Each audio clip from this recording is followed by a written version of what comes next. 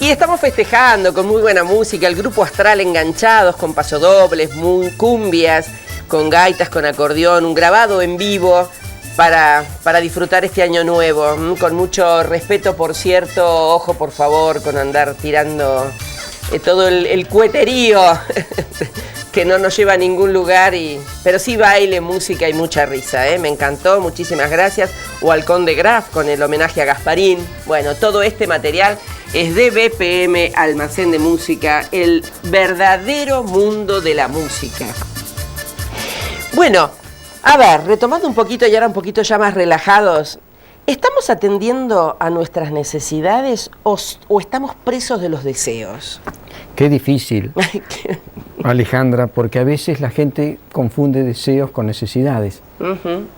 En realidad hay deseos que son necesarios, son básicos, ¿no?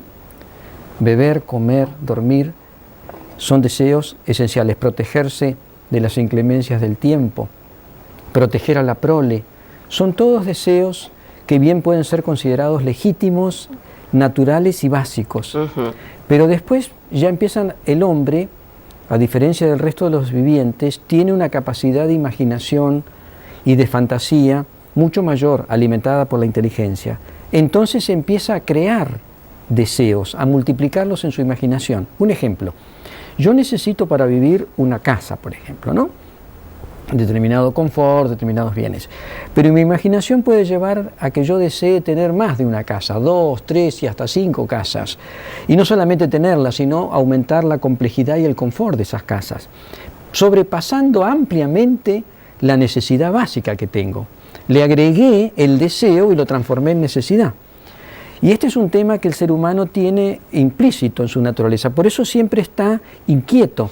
Porque un animal, por ejemplo, cuando come o bebe, ya se queda tranquilo, duerme, porque ya las necesidades fisiológicas están satisfechas. En cambio, el ser humano puede pasar noches de insomnio pensando cómo va a satisfacer un deseo que en realidad no es necesario, pero que para él se hizo necesario porque en su imaginación lo alimentó de tal modo que lo considera imprescindible. Sin ese deseo no puede vivir.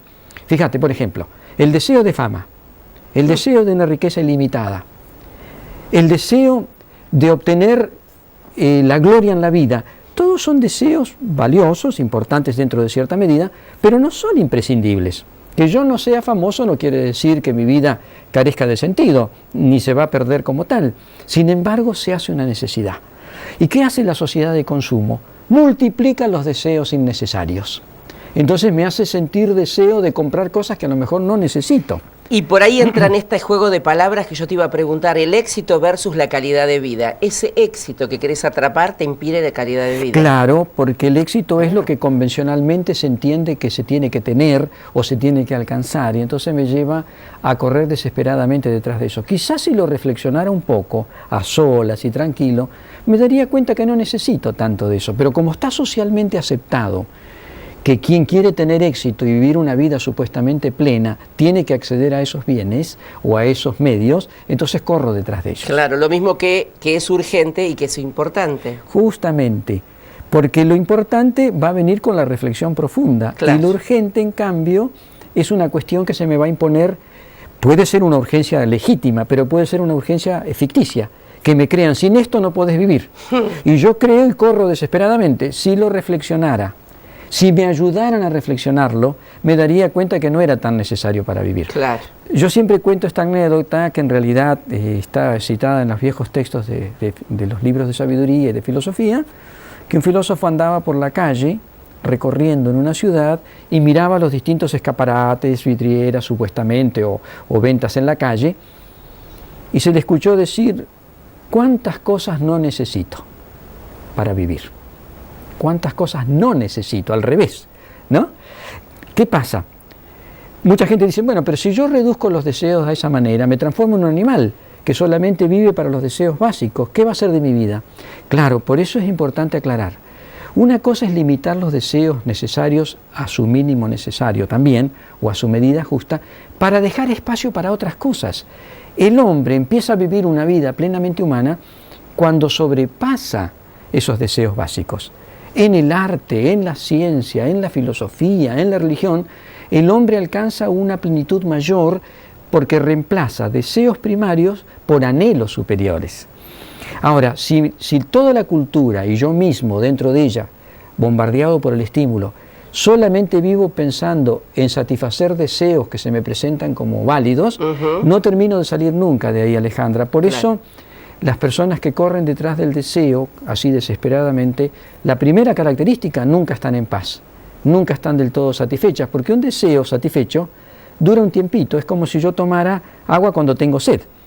Pero si al ratito como sal de nuevo, tengo de nuevo sed. Claro. Es decir, el deseo satisfecho me deja tranquilo un tiempo y vuelve otra vez a renacer con fuerza, ¿no? Y entonces nunca encuentro la paz. En cambio, una persona que modera los deseos básicos, les da su lugar, les da su medida legítima, está relativamente tranquilo porque no corre insaciablemente detrás del deseo que nunca le va a dar la tranquilidad, y además se produce un fenómeno terrible, casi catastrófico en el plano psicológico. ¿Cuál es? Que yo anhelo poseer lo que el otro posee. Como no lo puedo poseer, me despierta envidia. Envidia que lleva al enojo, a la violencia, a la pelea, a la competencia. Caemos en una especie de desenfreno porque no podemos limitar el deseo. Por eso un sabio dijo, el hombre psicológicamente pobre es el que tiene muchos deseos, porque nunca está en paz, nunca está contento con él mismo, no goza de lo inmediato. No puede reposar, porque lo goza un rato y ya vuelve otra vez a correr detrás de otro. Y eso le provoca estrés, intensidad, agitación. Sin paz interior. Sin paz interior. Y sin agitación no se puede, sin paz interior y sin agitación no se puede crecer por dentro, no se puede desarrollar nada profundo, porque siempre voy corriendo y lo voy reemplazando. Claro. Es muy importante enseñarle a la gente, cuidado, el deseo es el motor de la vida, pero que no te gobierne. Sabe poner una justa medida a su intensidad, porque no la tiene natural. Y sobre todo, si seguimos corriendo y corriendo, ahí no vamos a pararnos a pensar jamás. Finalmente el hospital, finalmente la pastilla, finalmente el psiquiatra, no podemos detenernos. Por eso que todas las sabidurías de todos los pueblos, China, India, Egipto, Israel, siempre han dicho, el hombre tiene que moderar los deseos para encontrar el equilibrio. Si le da rienda suelta, es esclavo de ellos y lo van a llevar para acá y lo van a llevar para allá. No se va a poder detener. Y creyendo que al satisfacer deseo va a ser feliz, ocurre esta ley. Va a tener placer cuando satisface el deseo. Le va a durar un rato y después le va a traer un montón de dolores. Breve, claro. Claro, porque la felicidad supone un estado y el deseo satisface por un momento, pero no es un estado. Vuelve otra vez uno a tener la ansiedad. Por eso si uno apuesta que la felicidad está en la suma de los deseos, está perdido.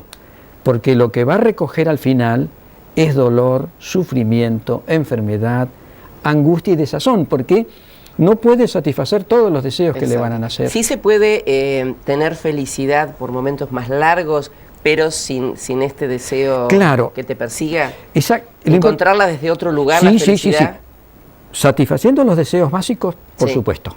Se necesitan porque si no uno no puede estar seguramente en paz. No tiene paz fisiológica ni mental. Exacto. Pero teniendo esa base, después tiene que hacer fuerza para encontrarle ahora sí el significado a la vida.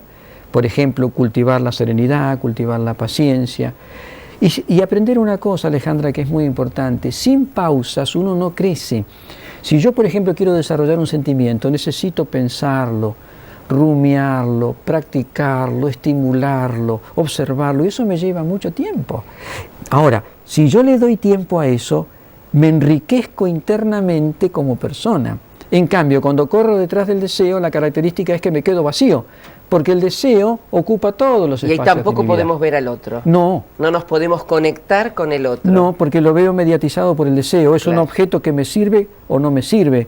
Me reporta la satisfacción o no. Y acá perdemos el poder de la contemplación. Yo dejo de contemplar las cosas y de evaluarlas por sí mismas. Me importan en función de la utilidad que me van a dar. Sin querer, caigo en un egoísmo muy grande que me ciega para ver otras cosas. Porque el egoísmo obtura, empequeñece, cierra en eso.